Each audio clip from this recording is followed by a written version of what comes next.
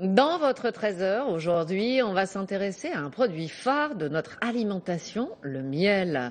Dans l'inconscient collectif, il est naturel, il a donc de nombreuses vertus pour la santé.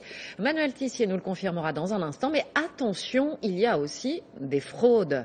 C'est l'UFC Que Choisir qui a levé le lièvre en prouvant que dans un pot sur 3, il y a des sucres ajoutés.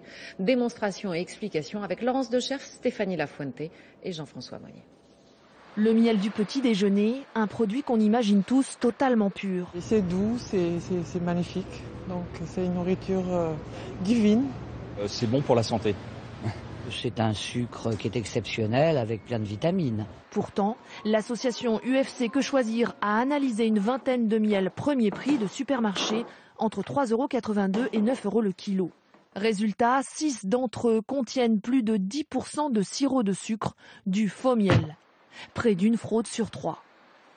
Il n'y a pas un danger sanitaire avéré, mais il y a une fraude économique puisque ces sirops de sucre coûtent 4 fois moins cher que le miel. Des miels souvent issus de différentes provenances et mélangés par les industriels.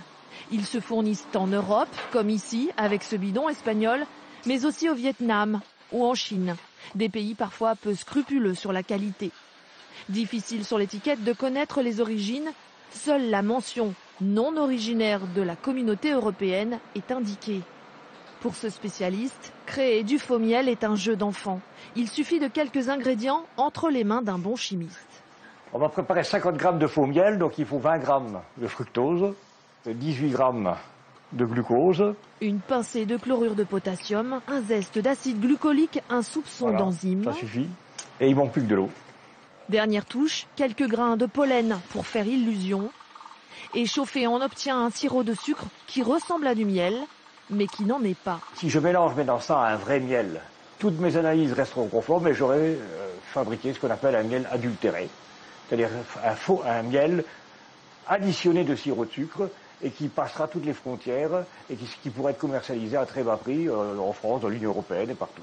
Un faux miel qui n'a ni la saveur ni les vertus thérapeutiques d'un vrai miel, élaboré par les abeilles à partir du nectar de fleurs. Les apiculteurs réclament plus de contrôle face à un phénomène qui, selon eux, va s'amplifier.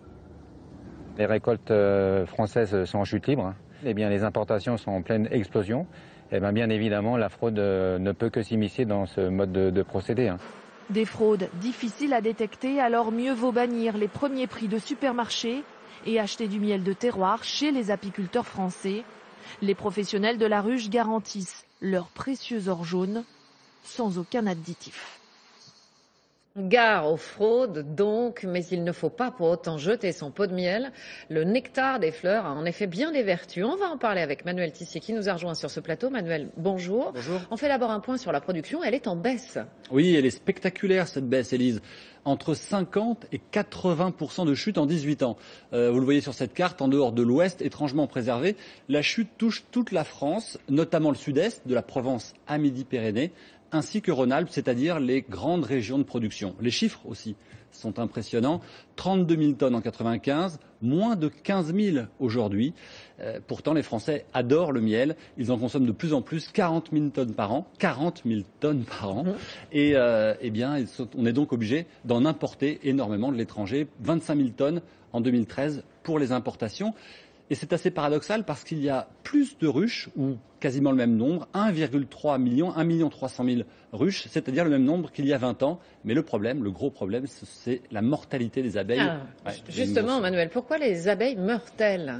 Premier responsable, les pesticides. La France est le 3e utilisateur mondial de pesticides derrière les USA et le Japon, mais c'est aussi le premier utilisateur européen, jusqu'à 120 000 tonnes par an qui se retrouvent ingérées par les butineuses. Et puis il y a eu cette année une météo très défavorable, retard dans l'éclosion des fleurs, donc pas de nourriture pour les abeilles en temps voulu. Revenons sur les vertus du miel, elles sont bien réelles. Oui, et il n'y a pas que le miel. L'abeille, c'est une véritable petite usine à bienfaits, avec un venin qui aurait des vertus thérapeutiques, la gelée royale qui est une exceptionnelle vitamine naturelle, la propolis.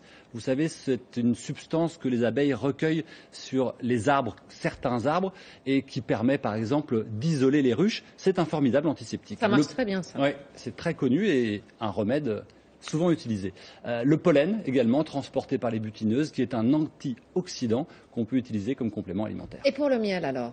Alors le miel, sa vertu la plus connue, c'est d'être un substitut au sucre. Par exemple, dans votre café ou dans votre yaourt, vous pouvez en ajouter en quantité et il est beaucoup moins calorique. Mais c'est aussi, on le sait moins, un antibactérien très efficace. Il y a même dans certains hôpitaux des pansements au miel qui permettent une cicatrisation plus rapide. Il sert aussi effectivement à soigner des ulcères à l'estomac. Et ce n'est pas tout, il y a encore plein d'études en cours autour du miel. Merci à vous Manuel pour toutes ces précisions.